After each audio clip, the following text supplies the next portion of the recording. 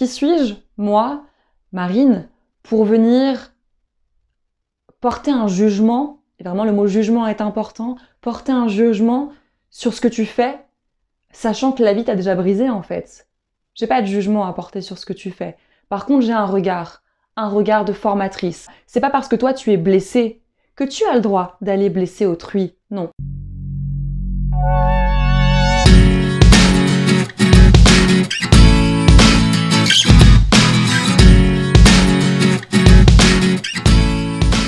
Bonjour à tous, bienvenue à vous, bienvenue chez vous. Je m'appelle Marine Dumoulin et j'accompagne les enseignants et les formateurs à créer à la fois des contenus et des méthodes qui soient de qualité, pertinentes et efficientes afin que les stagiaires ou les étudiants ressortent en ayant des clés de lecture et des clés de compréhension, en ayant retenu, mais aussi compris en fait ce que le formateur ou ce que l'enseignant voulait transmettre.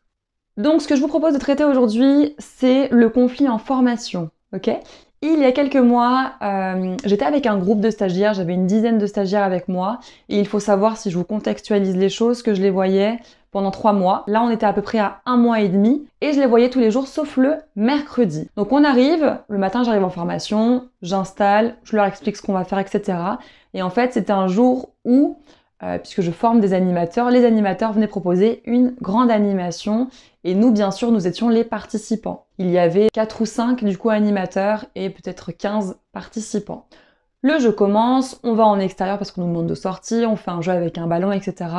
Et on fait un jeu où on est en équipe, ok ? Moi, je suis dans une équipe et il y avait 3 équipes différentes dans ce jeu. On est sur un jeu de compétition et vous le savez, quand on propose des jeux comme ça de compétition, parfois ressort un petit peu le tempérament de chacun et on voit parfois les mauvais joueurs. Voilà, c'est le risque à prendre. Donc, que se passe-t-il pendant le jeu ? On commence un petit peu entre 2 équipes à entendre quelques petites remarques, quelques petits pics, etc. Oui, mais vous savez pas jouer. Non, mais attends, là, le chrono, il est pas respecté. Mais attends, là, t'arrêtes pas de parler, lui, il n'entend pas. Enfin bref, des petites remarques comme ça, jusqu'ici, tout va bien.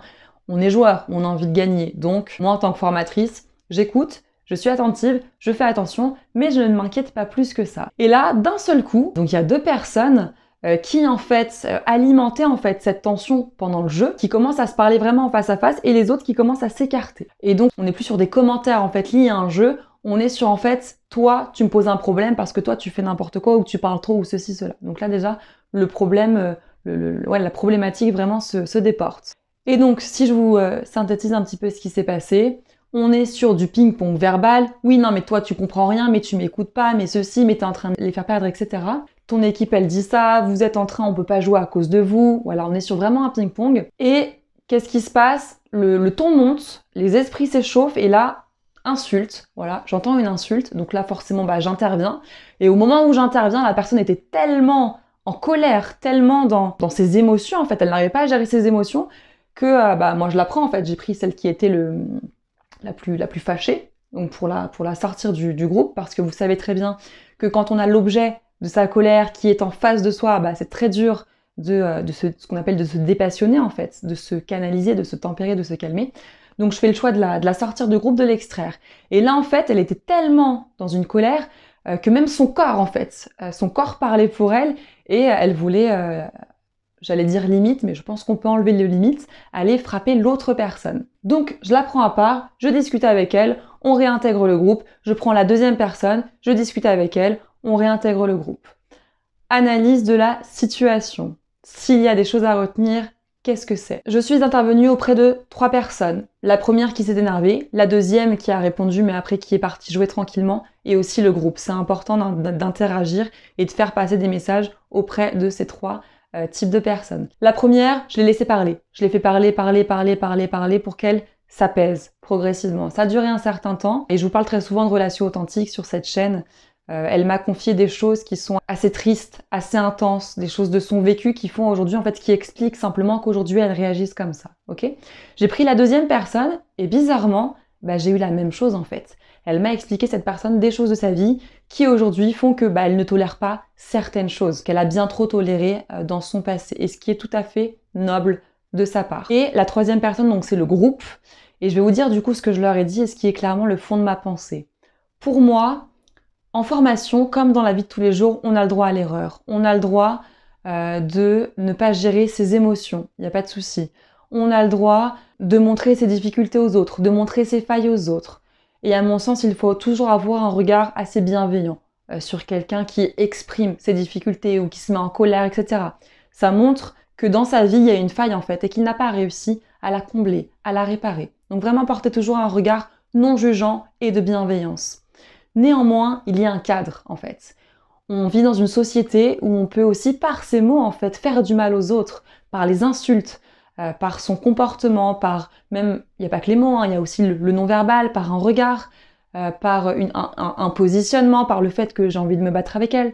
Non en fait, ça je ne cautionne absolument pas. Et ça c'est le cadre. Moi je ne cautionne en formation ni les insultes, ni le fait qu'on veuille se battre avec quelqu'un. Je peux entendre que tu sois en difficulté, je peux entendre que ça ne te plaise pas, je peux entendre que ce qu'on est en train de vivre en fait vienne réveiller des choses que tu as vécues dans ton passé. Il n'y a pas de souci. Donc je peux entendre qu'il y ait de la colère en toi, qu'il y ait de la peur, qu'il y ait de la tristesse, qu'il y ait du dégoût, de l'anxiété. J'entends tout ça et je t'accepte aussi tel que tu es. Ça c'est à mon sens un discours qui est important à avoir avec les gens.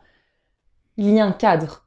Le cadre c'est ça. Si tu sens que tu vas imploser, que tu vas exploser, va faire un tour. Trouve une technique qui fait que tu ailles mieux et que tu ne blesses pas les autres. Ça, par contre, je ne tolère absolument pas. Nous sommes dans un cadre de formation. À l'école, il y aurait eu une sanction, avertissement, peut-être exclusion, temporaire, définitive, peut-être même qu'on t'aurait obligé, toi, enfant qui a insulté l'autre ou adulte, à aller t'excuser auprès d'autrui. Mais forcément, il y aurait eu quelque chose d'assez...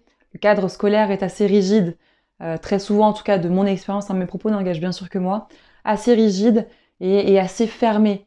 Et du coup...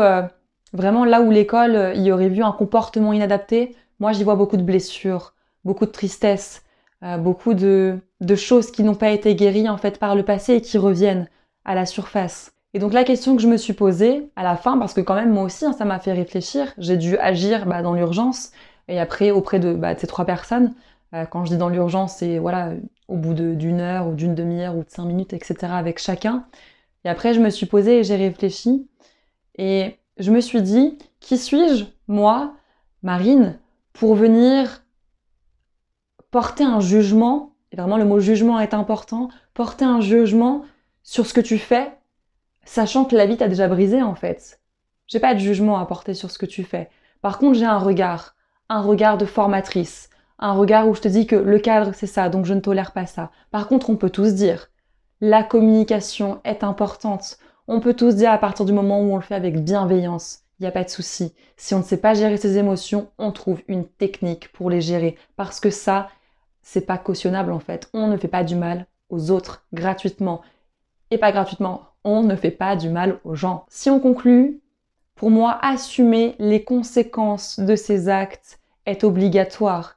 Porter un regard bienveillant et non jugeant sur ce que chacun vient proposer en formation est une obligation. Voilà pour cette vidéo aujourd'hui, j'espère qu'elle vous a plu, j'espère que vous avez réussi à trouver des éléments, des clés de lecture, des clés de compréhension, s'il vous arrive la même chose en formation ou en cours. Si cette vidéo vous a plu, n'hésitez pas à mettre un like, à vous abonner également à ma chaîne YouTube. Je vous ferai d'autres vidéos et n'hésitez pas également à mettre un commentaire juste en bas de cette vidéo si vous avez envie de réagir à mes propos, si vous avez envie que je traite d'autres choses. Si un cas similaire vous est arrivé et que vous avez vous utilisé une autre technique, avec grand plaisir. Nous sommes une communauté de partage et c'est vraiment dans cet esprit que je fais aussi des vidéos avec vous. Merci pour votre attention, merci pour votre temps. N'oubliez pas, cette chaîne c'est la vôtre parce que vous avez fait le choix de venir ici. Prenez soin de vous, à très vite, ciao.